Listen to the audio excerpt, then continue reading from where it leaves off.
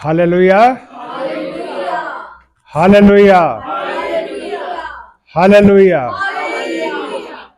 परमेश्वर पिता का धन्यवाद करते हैं आज की सुंदर सुबह के लिए। सुंदर सुबह एक बार फिर से हम सब के जीवन में है कि हम सब परमेश्वर की नज़दीकी में आए, परमेश्वर की प्रेजेंस में आए और परमेश्वर के वचन के ऊपर मनन करें, अपनी आज की रूहानी खुराक को लें। और जो परमेश्वर के वचन में से आज हमारे सामने पढ़ा गया है, लूका की इंजील और उसका 17 अध्याय और उसकी 11 से 19 आयत के ऊपर हम मनन करेंगे।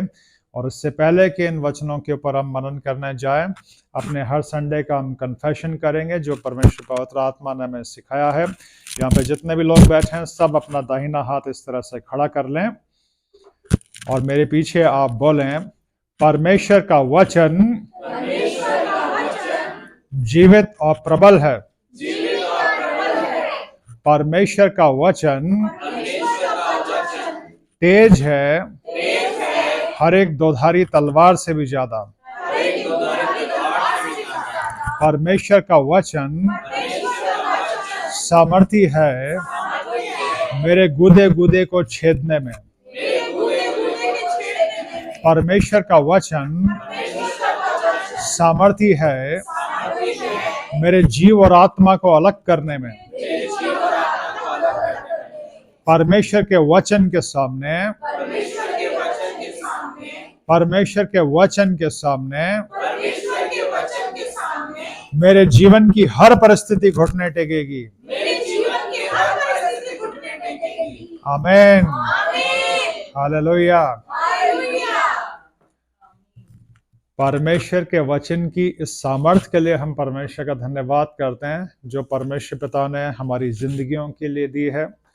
परमेश्वर के वचन के द्वारा ही पूरी सृष्टि की रचना हुई है। परमेश्वर के वचन से ही हमें पता चलता है, पवित्र बाइबल से, परमेश्वर के वचन के द्वारा पूरी सृष्टि की रचना हुई। इसी वचन के द्वारा हमें उद्धार मिलता है और इसी वचन से हमारा जीवन चलता है, इसी वचन से हम जीवित रहते हैं, है ना। हमारे उद्धारकर्ता प्रभु यीशु मसीह ने क्या सिखाया? मनुष्य केवल रोटी से जिंदा नहीं रहता, किससे जिंदा रहता है? परमेश्वर के वचन से। तो ये वचन हमें जिंदा रखता है। इस वचन के अंदर क्रिएटिंग पावर है, इस वचन के अंदर निर्माण करने की सामर्थ है। ये वचन हमारी जिंदगियों को चलाता है। इसलिए मेरे प्रियो, रोज अपने आप को पुश करिए, रोज समय निकालिए परमेश्वर के वचन के लिए, परमेश्वर के वचन को पढ़ने के लिए और परमेश्वर के वचन को खुद अपनी इच्छा से अपने दिल के ऊपर मनन, अपने दिल के ऊपर चलने दीजिए, अपने मन के ऊपर चलने दीजिए, अपने जीवन के ऊपर चलने दीजिए। तो परमेश्वर का वचन एक तेज तलवार के समान आपके गुदे गुदे को काटता चला जाएगा, छेदता चला जाएगा और एक दिन ऐसा आएगा कि जीव और आत्मा बिल्कुल अलग हो जाएंगे।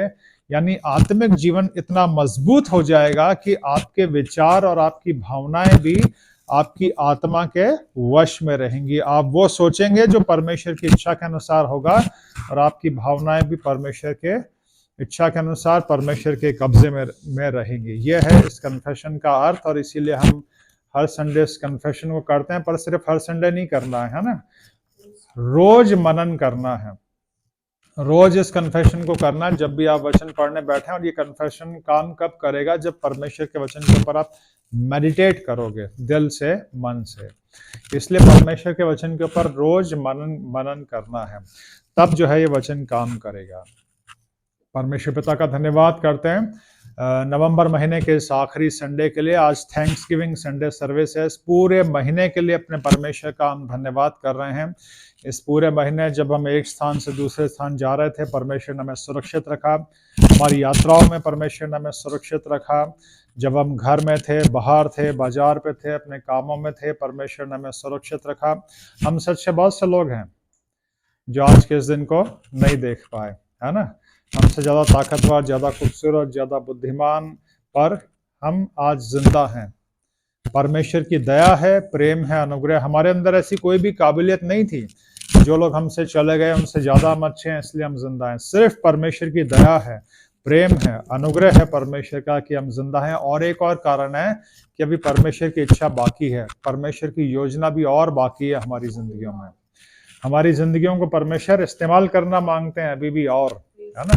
और इसलिए परमेश्वर ने हमें इस धरती पर रखा है, हमें परमेश्वर ने जिंदा रखा है। तो आज जब थैंक्सगिविंग संडे सर्विस है। परमेश्वर के वचन से हम धन्यवाद के बारे में सीखेंगे कि परमेश्वर को हमें किस तरह से धन्यवाद करना है सारी बातों के लिए।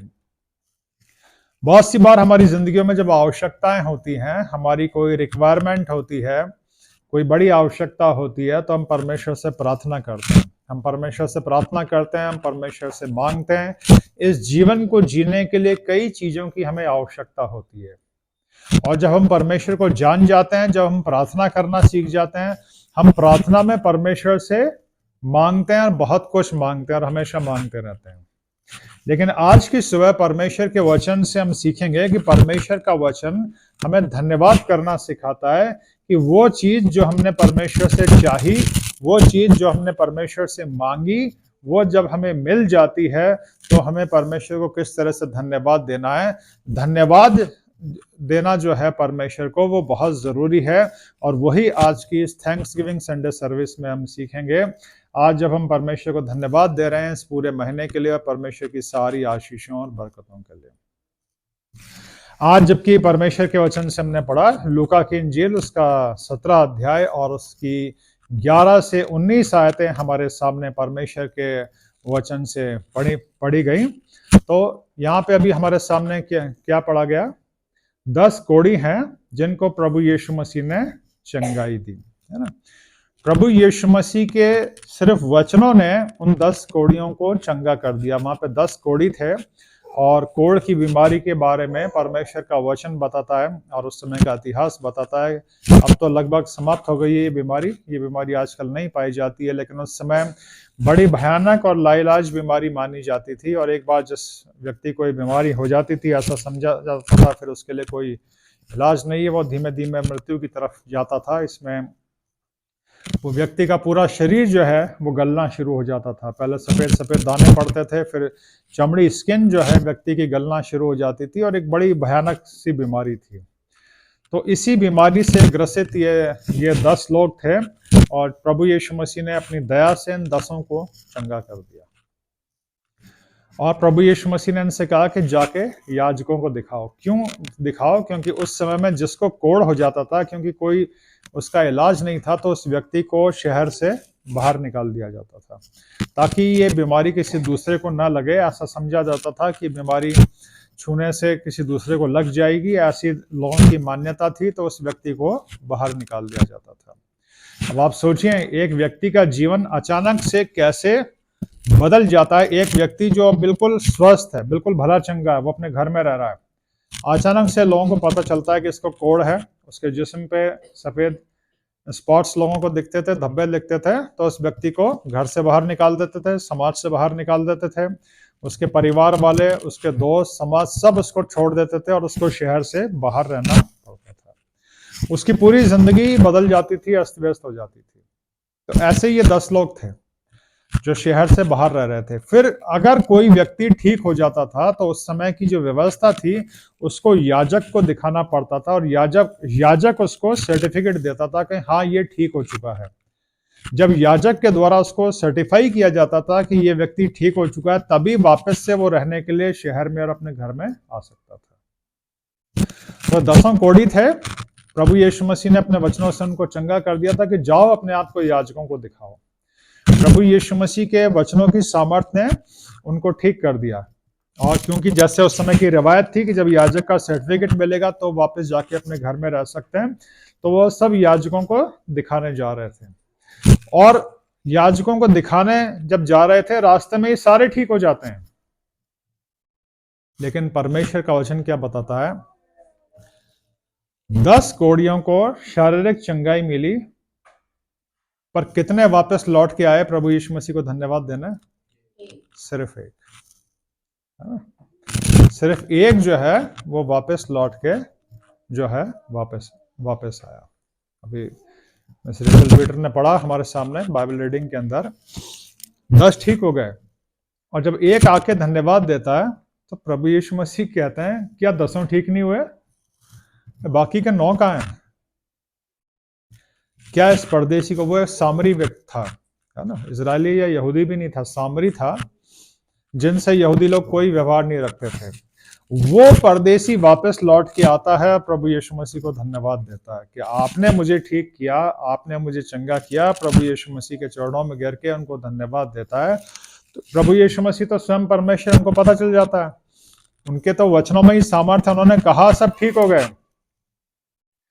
पर ये आश्चर्य उन 9 लोगों के ऊपर है जो वापस लौट के परमेश्वर के पास नहीं आए, जो वापस लौट के प्रभु यीशु मसीह के पास आए, कि क्या बाकी सारे ठीक नहीं हुए? प्रभु यीशु मसीह जानते हैं, जब उनके मुंह से सामर्थ निकली, वचन निकला, तभी वो जान गए कि वो ठीक हो गए, है ना। हम देखते हैं एक बार जब बहुत भारी भीड़ प्रभु यीशु मसीह को घेरे हुए थी, वहां पे एक स्त्री थी जिसको बीमारी थी लहू बहने की। उसने पीछे से आके प्रभु यीशु मसीह को छुआ, तो उसी समय प्रभु यीशु मसीह ने पूछा था, मुझे किसने छुआ? तो चेले ताजुब करने लगे थे, कह रहे भीड़ तो आपके ऊपर गिर रही है। तो प्रभु यीशु मसीह ने कहा, नहीं, मुझ में से सामर्थ्य निकली है। तो जब सामर्थ निकली प्रभु यीशु मसीह के अंदर से और स्त्री को चंगा किया, तो प्रभु यीशु मसीह जान गए थे कि मेरे अंदर से सामर्थ निकली है और उस निकली हुई सामर्थ ने किसी को चंगा किया है। तो वैसे ही जब प्रभु यीशु मसीह ने कहा, वो 10 ठीक हो गए। प्रभु यीशु मसीह उसी समय जान गए थे कि ये 10 ठीक हो गए हैं। पर ताजुब ये हुआ कि जो 9 ठीक हो गए थे, चंगा हो गए थे, वो वापस लौट के परमेश्वर के पास नहीं आए परमेश्वर को धन्यवाद देने के लिए। अब प्रभु यीशु मसीह कहते हैं, क्या इस एक परदेसी को छोड़ के और कोई नहीं निकला जो परमेश्वर की बड़ाई करता, परमेश्वर को धन्यवाद करता?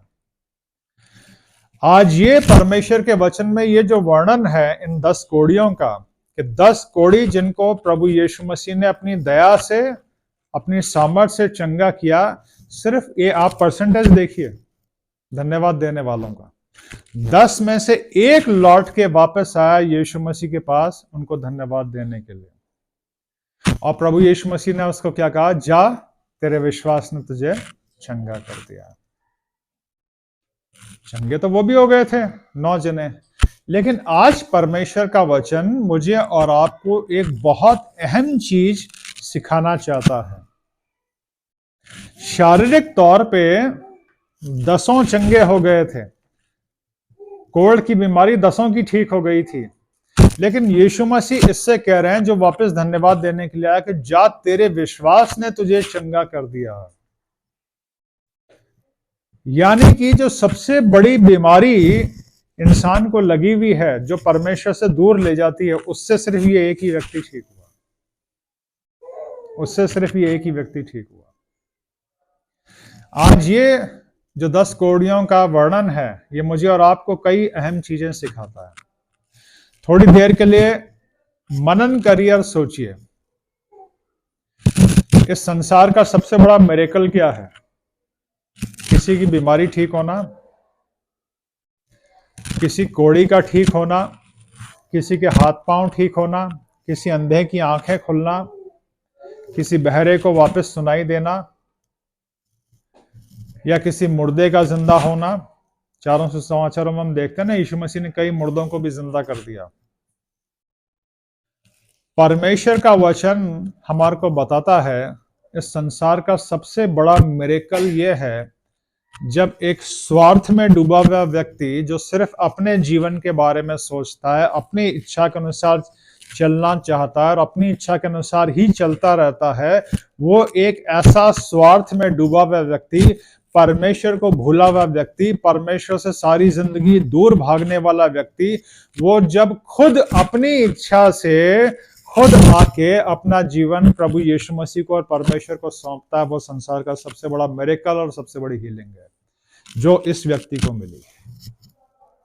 फिजिकल हीलिंग तो सबको मिल गई, लेकिन इस एक व्यक्ति के हृदय में धन्यवाद आया कि मुझे जिसने ठीक किया है उसको जाके मैं धन्यवाद तो दूं, जो मैं चाहता था, है ना। ये सब मौत की तरफ जा रहे थे धीमे धीमे, और सारी जिंदगियां मृत्यु से बच गई, मौत से बच गई, लेकिन धन्यवाद सिर्फ एक के दिल में आया। सोचिए इंसान का स्वभाव कैसा है ना। 10 जने ठीक हुए, पर धन्यवाद सिर्फ एक व्यक्ति के मन में आया कि जिस परमेश्वर ने मुझे जीवन दिया, जिस परमेश्वर ने मुझे चंगाई दी, जिस परमेश्वर ने मुझे मौत से बचाया, उस परमेश्वर को मैं वापस जाके धन्यवाद दूं।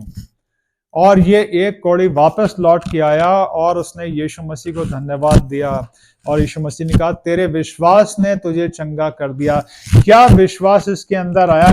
इसके अंदर विश्वास आया प्रभु यीशु मसीह के ऊपर कि प्रभु यीशु मसीह ने मुझे चंगा किया है। मेरे प्रियो, जब हम खुद अपनी इच्छा से परमेश्वर के पास आते हैं, है ना, मेजबान लोग, प्रभु के सेवक लोग बुलाते रहते हैं ना, अरे चर्च आया करो, चर्च आया करो, अरे आ जाया करो वही इबादत के लिए, अरे टाइम पे आ जाया करो, है ना, अरे आया करो वही संडे में एक बार तो आया करो, है ना, बुलाते रहते हैं तो आना पड़ता है। अरे नहीं गया तो पैसा फिर आ जाएंगे घर की घंटी हो जाने के लिए, आया करो आया करो। लेकिन एक व्यक्ति जब खुद अपनी इच्छा से परमेश्वर के पास आता है, उसके अंदर हीलिंग शुरू होती है, वो हील होना शुरू होता है, वो चंगा होना शुरू होता है, न सिर्फ शारीरिक बीमारियों से, बल्कि सबसे बड़ा कोड़ जो हर इंसान के मन पे लगा हुआ है, जो उसको परमेश्वर से दूर ले जाता है, वो ठीक होने लगता है। और तब परमेश्वर की आशीषों का द्वार उस इंसान के लिए खुल जाता है, जब एक इंसान अपनी इच्छा से खुद आने लगता है ना, जब एक इंसान अपनी इच्छा से खुद परमेश्वर के पास आने लगता है ना। माता पिता कहते हैं, काम है माता पिता का बच्चों को कहना, बच्चों को सिखाना, बच्चों को कहना कि बेटा दुआ करो, बेटा बाइबल पढ़ो। लेकिन जब बच्चा समझदार हो जाता है, वो बच्चा जब खुद अपनी इच्छा से परमेश्वर के पास बैठने लगे, वचन पढ़ने लगे, तो उस जीवन का कनेक्शन वापस परमेश्वर से बन जाता है। इस एक कोड़ी का, इस सामरी का, इस परदेसी का, इसका कनेक्शन वापस से परमेश्वर से बन गया, प्रभु यीशु मसीह से बन गया। हमारे देश के अंदर, हमारे समाज के अंदर आज बहुत से ऐसे लोग हैं जिनको बहुत कुछ चाहिए, सब कुछ चाहिए, पर हमारे देश के अंदर हम देखते हैं परमेश्वर के भवन में, परमेश्वर के मंदिर में लोग जाते हैं मांगने के लिए, अब मांगते रहते हैं। हम सबके पास प्रार्थना निवेदन होते हैं, प्रेयर रिक्वेस्ट होती है, लेकिन जब वो मिल जाता है तो कितनी बार आके हम परमेश्वर को धन्यवाद देते हैं, परमेश्वर को धन्यवाद देने में कितना समय बिताते हैं। हमारे देश के अंदर न जाने कितने हीलिंग क्रूसेड्स हुए हैं। डॉक्टर डीजीएस दिनाकरन का नाम आपने सुना होगा। ऐसे और कई बड़े प्रभु के सेवक हुए जिन्हें परमेश्वर ने बड़े चंगाई के वरदान दिए। पास्टर बैनी हिन भी आए हैं हमारे देश के अंदर, और भी कई ऐसे सामर्थी सेवक लोग जिनको परमेश्वर ने चंगाई के विशेष वरदान दिए या हीलिंग क्रूसेड्स हुए हैं। और जिस बड़े पैमाने पे हमारे देश में हीलिंग क्रूसेड्स हुए हैं, इस पूरे देश को अभी तक प्रभु के पास होना चाहिए था, लेकिन क्या हुआ, लोग आते हैं कि हमारा कमर दर्द ठीक हो जाए, सर दर्द ठीक हो जाए, हाथ पांव ठीक हो जाए, कैंसर ठीक हो जाए, बीमारी ठीक हो जाए, ठीक हुआ, वापस अपने पुराने जीवन में। नहीं, ऐसा नहीं करना। उस परमेश्वर के प्रति धन्यवादी रहना है जो परमेश्वर हमें जीवन देता है, जो परमेश्वर हमें चंगाई देता है, और सबसे बढ़ के तो परमेश्वर ने हमें क्या दिया है, उद्धार दिया है। इस एक व्यक्ति के जीवन में यह आया कि जिस परमेश्वर ने मुझे चंगा किया है, मैं वापस से लौट के उस परमेश्वर को धन्यवाद दूं। शरीर तो सबका ठीक हो गया, मन सिर्फ एक का चंगा हुआ। इसके मन में आया कि नहीं, यीशु ने मुझे चंगा किया है, जिस यीशु ने मुझे चंगा किया है, उस यीशु को मैं वापस जाके धन्यवाद दूं। और इसीलिए प्रभु यीशु मसीह उससे कहते हैं, तेरे विश्वास ने तुझे चंगा कर दिया। क्योंकि इसका सिर्फ शरीर नहीं, इसका मन भी चंगा हो गया था। इसका मन वापस से परमेश्वर के पास आया था कि मैं जो मौत की तरफ जा रहा था, प्रभु यीशु मसीह ने मुझे चंगाई दी। जी हाँ मेरे प्रियो, मन की चंगाई बहुत जरूरी है, और मन से परमेश्वर को धन्यवाद देना बड़ा जरूरी है। एक और वचन पढ़िए, सब निकालिए बाइबल से, भजन संहिता 103 और उसकी पहली 2 आयतें पढ़िए। भजन संहिता 103 और पहली 2 आयतों में देखिए क्या लिखा है।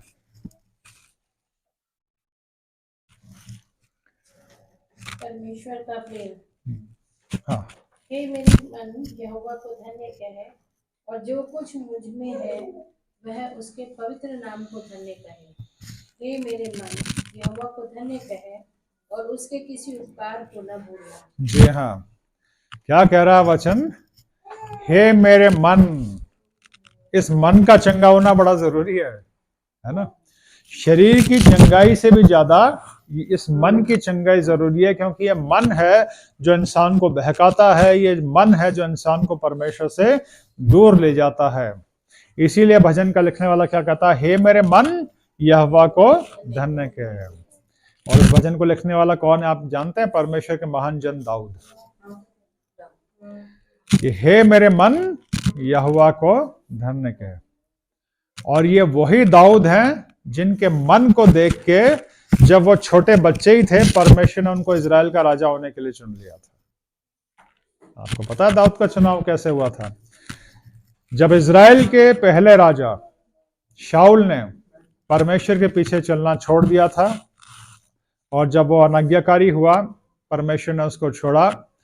परमेश्वर ने उस समय बड़े प्रॉफिट थे इजराइल के अंदर, सैमुएल, उनको दूसरा राजा होने के लिए, अभिषेक करने के लिए भेजा। परमेश्वर को स्टेप बाय स्टेप गाइड कर रहे थे। परमेश्वर ने उनको बताया नहीं था कि कौन कौन दूसरा राजा बनेगा। तो गए, दाऊद के पिता यिशै को बुलाया। उनके दाऊद के पहले सारे बड़े भाई आए। जब सबसे बड़ा भाई आया, सैमुएल ने उनको देखा। सैमुएल जो प्रॉफिट थे वो बहुत लंबे चौड़े खूबसूरत जवान थे, दाऊद के सबसे बड़ा भाई। तो सैमुएल ने सोचा बड़ा खूबसूरत जवान है, जरूर ये इजराइल का राजा बनेगा। परमेश्वर ने मना कर दिया। परमेश्वर ने कहा मनुष्य का देखना अलग है, परमेश्वर का देखना अलग है। और परमेश्वर ने दाऊद के सारे बड़े भाइयों को रिजेक्ट कर दिया। फिर सबसे एंड में दाऊद को लाया गया। तो सैमुएल ने देखा, ये तो छोटा बच्चा है, छोटा लड़का है, इसके मुंह पे लाली झलक रही है, ये तो छोटा बच्चा है। परमेश्वर ने कहा उठ, इसके सिर पे अभिषेक का तेल डाल, ये मेरा चुना हुआ है। परमेश्वर ने उस बच्चे के मन को देखा और उसको इजराइल का राजा होने के लिए उसको चुन लिया। और इसीलिए दाऊद अपने जीवन में कभी इस बात को नहीं भूले। इसलिए वो क्या कहते हैं, हे मेरे मन यहोवा को धन्य कह। हे मेरे मन यहोवा के किसी उपकार को मत भूलना। और दाऊद यही बात कहते हैं। एक बार जब परमेश्वर का संदूक दाऊद के नगर में लाया जा रहा था, दाऊद सड़क पे परमेश्वर को वर्शिप करने लगे, नाचने गाने लगे। तो उनकी वाइफ ने उनको टोका, उनकी पत्नी ने टोका। ये सारे नौकर वो अपने जीवन में कभी इस बात को नहीं भूले कि मैं क्या था, परमेश्वर ने मुझे उठा के क्या से क्या बना दिया। बहुत सी बार होता है समाज में, संसार में, लोग भूल जाते हैं कि पहले क्या थे, परमेश्वर ने हमें क्या बनाया। कभी मत भूलना मेरे जीवन, हमेशा परमेश्वर को धन्यवाद देना।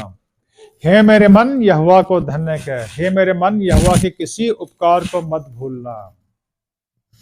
इस एक कोड़ी के मन में आया कि मैं मौत की तरफ जा रहा था, मैं मर रहा था। जिसने मेरी बीमारी को ठीक किया, जिसने मुझे मौत से बचाया, जिसने मुझे चंगाई दी, मैं वापस जाके उसे धन्यवाद तो दूं। आज की सुबह परमेश्वर का वचन मुझसे और आपसे बात करता है और मुझसे और आपसे पूछता है। परमेश्वर के वचन की इस रोशनी में हम अपने दिलों को, अपनी जिंदगियों को जांचें कि हम कितने धन्यवादी हैं। जब हम इबादत करने के लिए आते हैं तो हमारा मकसद क्या होता है? परमेश्वर से कुछ मांगना, कुछ प्राप्त कर लेना, है ना? या हमारा हृदय धन्यवादी भी होता है कि आओ, जिस परमेश्वर ने इतना सुंदर जीवन दिया, जिस परमेश्वर ने इतनी आशीषें और बरकतें दी, हम उसको धन्यवाद करें। आज हमें इबादत के समय पे जाना है परमेश्वर को धन्यवाद देने के लिए। आज हमें इबादत करने के लिए जाना है, परमेश्वर को धन्यवाद करना है। हम परमेश्वर को धन्यवाद करेंगे, हम परमेश्वर को वर्शिप करेंगे। परमेश्वर को धन्यवाद देना बड़ा जरूरी है। कुछ आयतें और पढ़ेंगे धन्यवाद के बारे में। भजन संहिता 50 निकाल लीजिए, साम 50 निकालिए। भजन संहिता 50 पहले इसकी 14 आयत पढ़ लीजिए, वर्स 14। साम 50 वर्स 14 पढ़िए। हाँ, परमेश्वर को धन्यवाद ही का बलिदान चढ़ा। जी हाँ, और परम प्रधान के लिए अपनी मन्नतें पूरी कर। जी हाँ। अब 23 आयत पढ़ लीजिए इसकी। धन्यवाद के बलिदान का चढ़ाने वाला मेरी महिमा करता है। हालेलुया। और जो अपना चरित्र उत्तम रखता है, उसको मैं परमेश्वर का किया हुआ उद्धार दिखाऊंगा। जी हाँ। भजन संहिता 50 हमें क्या सिखाता है? परमेश्वर को धन्यवाद ही का बलिदान चढ़ा। और 23 आयत में परमेश्वर क्या कहते हैं? धन्यवाद के बलिदान का चढ़ाने वाला मेरी महिमा करता है। जैसे उस कोढ़ी ने आके परमेश्वर को महिमा दी, यीशु मसीह को महिमा दी कि ये वो परमेश्वर है जिसने मुझे चंगाई दी। इसलिए मेरे प्रियो, हमेशा अपने जीवन में हमें धन्यवादी बने रहना है और परमेश्वर को धन्यवाद देना है। आपको पता है थैंक्सगिविंग की कितनी ब्लेसिंग्स है, काउंटलेस ब्लेसिंग्स है थैंक्सगिविंग की। परमेश्वर के वचन में जो सबसे बड़ी किताब है भजन संहिता, ये प्रेज एंड वर्शिप की बुक है और इसमें परमेश्वर को धन्यवाद देने के या परमेश्वर को वर्शिप करने के भजन है। नए नियम के अंदर भी बहुत सारी आयतें हैं, पर एक बड़ा ही पावरफुल वर्स मैं आपको बता रहा हूं, फिलिपियों की पत्री उसका 4 अध्याय और उसकी 6 से 13 आयतें घर पर जाके पढ़िएगा। वहां पे लिखा है, किसी बात की चिंता मत करो, बल्कि हर बात में परमेश्वर को धन्यवाद करो। प्रार्थना के सारे निवेदन परमेश्वर के सामने लेके आओ, परमेश्वर को धन्यवाद करो, तब परमेश्वर की अद्भुत शांति तुम्हारे विचारों को और तुम्हारी भावनाओं को प्रभु यीशु मसीह में सुरक्षित रखेगी। एक डिवाइन पीस, ध्यान से सुनिए, एक डिवाइन पीस, एक डिवाइन प्रोटेक्शन आपके मन के ऊपर, आपके दिल के ऊपर, आपके जीवन के ऊपर आएगा अगर आप धन्यवादी बने रहेंगे तो। हर बात में अगर आप परमेश्वर का धन्यवाद करेंगे तो, हर बात में अगर परमेश्वर का धन्यवाद करेंगे तो एक डिवाइन पीस आपके दिल के ऊपर आएगा, आपके मन के ऊपर आएगा, आपका जीवन के ऊपर आएगा। परमेश्वर का एक डिवाइन प्रोटेक्शन आपकी लाइफ के ऊपर आएगा। कब? जब आप धन्यवादी बने रहेंगे तो, ठीक है ना। तो हमेशा आज इस वचन को सुनने के बाद इस बात का निश्चय करें कि आप अपने मुंह से जितना हो सके परमेश्वर को धन्यवाद देंगे, अपने जीवन से परमेश्वर को धन्यवाद देंगे, सारी आशीषों बरकतों के लिए परमेश्वर का धन्यवाद करेंगे। जिस भजन संहिता 103 की पहली 2 आयतें हमने पढ़ी कि हे मेरे मन यहोवा को धन्य कह, और दूसरी आयत में लिखा है उसे किसी उपकार को ना भूलना। आगे लिखा है वही तो तेरे सब अधर्म को क्षमा करता है। शारीरिक चंगाई से भी बढ़ के पापों का उद्धार है जो परमेश्वर ने मुझे और आपको दिया, जिसके लिए उसको धन्यवाद देना है। हम सबके जीवन पापी थे और हम पाप की वजह से नरक की तरफ जा रहे थे। तब प्रभु यीशु मसीह ने जो बलिदान दिया, प्रभु यीशु मसीह ने हमारे सारे पापों का मूल्य सलीब पे चुकाया, और जो अपने पापों से पश्चाताप करके प्रभु यीशु को अपना उद्धारकर्ता स्वीकार करता है, परमेश्वर उसे उद्धार का अनुभव देता है, एक नया जन्म, एक नया जीवन देता है। सबसे बढ़ के इस बात के लिए हमें परमेश्वर का धन्यवाद देना है। कितना कुछ है हमें परमेश्वर को धन्यवाद देने के लिए। परमेश्वर ने हमें चलने के लिए पाँव दिए, काम करने के लिए हाथ दिए, देखने के लिए आंखें दी, अच्छा शरीर दिया, अच्छा घर दिए। आज मेरे और आपके पास जो चीजें हैं, संसार के अंदर लाखों लोग हैं जो उनका सपना देखते हैं, पर हम आशीषित हैं। इस सर्दी के मौसम में हमारे पास घर है, छत है, अच्छे कपड़े हैं, अच्छा भोजन है, बहुत कुछ है मेरे और आपके पास परमेश्वर को धन्यवाद देने के लिए। इसलिए मेरे प्रियो, अपने जीवन में हमेशा धन्यवादी बने रहना, हर बात के लिए परमेश्वर को धन्यवाद देना है। मांगते हम बहुत कुछ हैं, लेकिन परमेश्वर को धन्यवाद देना चाहिए सारी अच्छी बातों के लिए, अपने जीवन के लिए। परमेश्वर ने आज का दिन दिया, परमेश्वर को धन्यवाद करिए। सारी आशीषें बरकतें दी, परमेश्वर को धन्यवाद करिए। और सबसे बढ़ के उद्धार के लिए, इस संसार का सबसे बड़ा मिरेकल, सबसे बड़ी हीलिंग है कि वो इंसान जो पाप की वजह से अपने मन में इतना कठोर हो जाता है कि परमेश्वर से हमेशा दूर दूर दूर रहता है, वो खुद अपनी इच्छा से अपने जीवन को लाके परमेश्वर के आगे समर्पित कर देता है। ये जीवन आपका है, वचन सिखाता है, ये जीवन मुझे और आपको परमेश्वर ने दिया है, तो ये जीवन जिसका है, ये जीवन उसको वापस देना है। मैं और आप अपने नहीं हैं, ये जीवन परमेश्वर ने दिया है, और इसी जीवन को वापस से अपने पास लेने के लिए परमेश्वर ने क्या किया है? कीमत चुकाई है, प्रभु यीशु मसीह का बलिदान दिया है। प्रभु यीशु मसीह के पवित्र लहू से मैं और आप खरीदे हुए हैं। उस महान बलिदान के लिए परमेश्वर को धन्यवाद देना है। और प्रभु यीशु मसीह के बलिदान में, उस अद्भुत बलिदान में, उद्धार के उस बड़े काम में सारी ब्लेसिंग्स उसके साथ है। फिजिकल हीलिंग है, फाइनेंशियल ब्लेसिंग है, संसार की सारी आशीषें और बरकतें हैं, जिसके बारे में परमेश्वर के वचन में लिखा है। तो आइए मेरे प्रियो, आज का वचन सुनने के बाद हम अपने मन को, अपने हृदय को परमेश्वर की ओर लगाएं। परमेश्वर के इस वचन पे फोकस करते हुए, गौर करते हुए अपने हृदय को हमेशा परमेश्वर के प्रति धन्यवादी बनाए रखें। हमेशा अपने मन में, अपने हृदय में, अपने जीवन में परमेश्वर के प्रति धन्यवादी बने रहें। आइए दुआ करें, प्रार्थना करें।